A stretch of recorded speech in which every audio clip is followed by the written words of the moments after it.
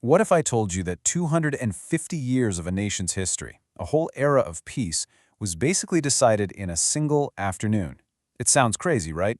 Well, let's dive into the Battle of Sekigahara. This was a fight that wasn't just won with swords and arrows, but with whispers, backroom deals, and a whole lot of broken promises.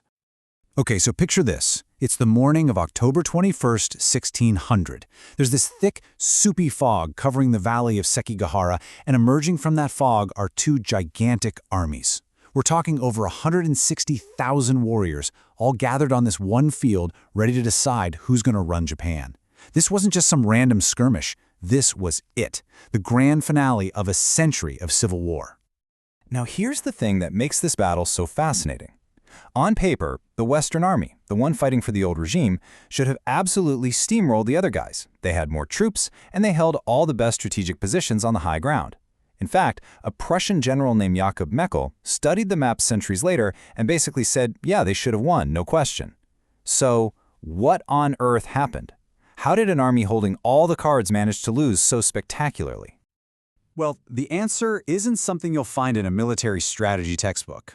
It's a story that has a lot more to do with politics, personal grudges, and a stunning series of betrayals that happen right in the heat of battle.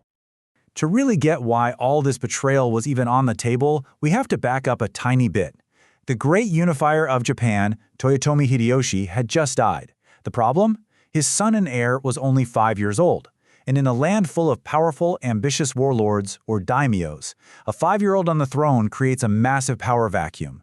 It was like blood in the water, and the sharks started circling immediately. And stepping into that power vacuum were two very different men, who would end up leading the two sides of this epic conflict. Each of them had their own idea of what Japan should look like. On one side, we've got Tokugawa Ieyasu, head of the Eastern Army. This guy was the ultimate political operator, patient, cunning, and he'd spent years building a network of powerful allies. Many saw him as the only person who could finally bring real stability to the country. And on the other side, we have Ishida Mitsunari, leading the Western Army. He was a brilliant bureaucrat, no doubt, and fiercely loyal to the young heir. But, and this is a huge but, he was famously difficult, arrogant, and just deeply unpopular with all the other powerful generals. And that, right there, turned out to be his fatal flaw. And look, this isn't just us looking back with 2020 hindsight. Mitsunari's own friends knew his personality was a massive problem. One of his closest allies, a man named Oten Yoshitsugu, told him to his face before the battle even began, "You are hated. There is no way you can defeat Ieyasu." He knew this war wasn't just going to be fought with swords, it was going to be fought over loyalty and respect, things Mitsunari just didn't have. And that brings us right to the battlefield, to the single moment where all that political baggage and resentment just completely exploded. So, take a look at this map. All eyes are on this one spot, Mount Matsuo. Perched up there is a warlord named Tokugawa Hideaki. He's got over 15,000 samurai with him, and he has a perfect bird's-eye view of the entire battle raging below.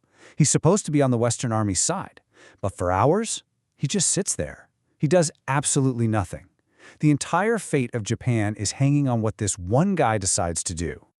Now, the popular legend is just fantastic drama. It claims that Ieyasu got so fed up with Tokugawa just sitting on the fence that he ordered his riflemen to fire a few shots up at his position, basically a get-off-the-pot message. It's a great story, makes Ieyasu look super decisive. The historical reality, though, it's probably a lot less traumatic and way more calculated. Most historians today think the betrayal was all arranged beforehand. That whole gunfire story was likely just a bit of PR cooked up later to make Ieyasu look even more like a badass. But hey, however it happened, it happened. Kobayakawa finally made his move. He ordered his entire force to charge down the mountain, straight into the side of his own army. And he wasn't the only one. When all is said and done, nearly 23,000 soldiers who had started the day fighting for the Western Army flipped sides mid-battle. Just think about that number. Kobayakawa's charge was like a signal flare. It triggered a chain reaction. All these other warlords who had made secret deals with Ieyasu saw their chance and turned their coats too. Wakasaka, Ogawa, and a few others all followed his lead and started attacking their former comrades.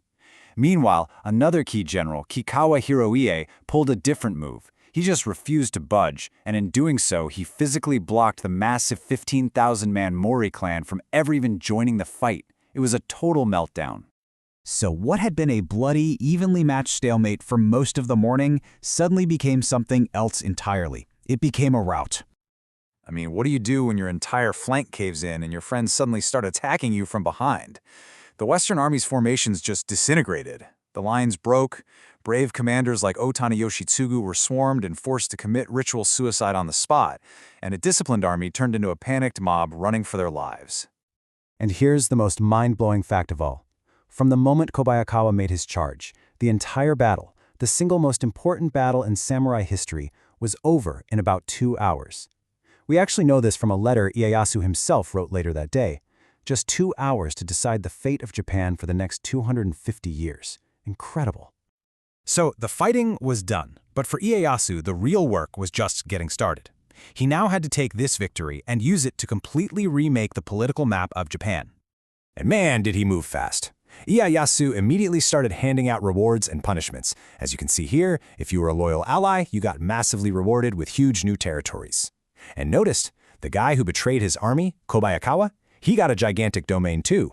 But if you were on the losing side, well, the Mori clan got their lands chopped down from 8 provinces to just 2. The Chosokebi clan, they lost everything.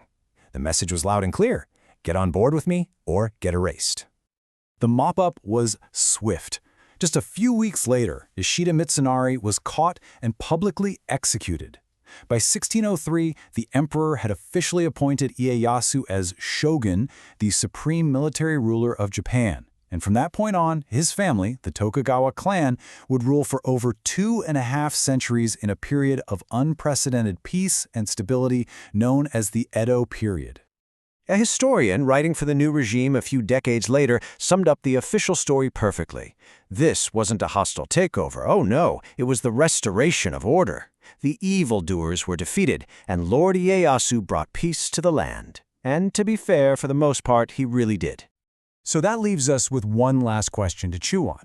Sekigahara is remembered as this great military victory, but was it really? Or was the battle actually won long before the first sword was drawn, in private meetings and secret letters, by a man who was brilliant at exploiting his rival's biggest weakness, the fact that nobody liked him? Was it military genius that forged 250 years of peace, or was it a masterpiece of political calculation?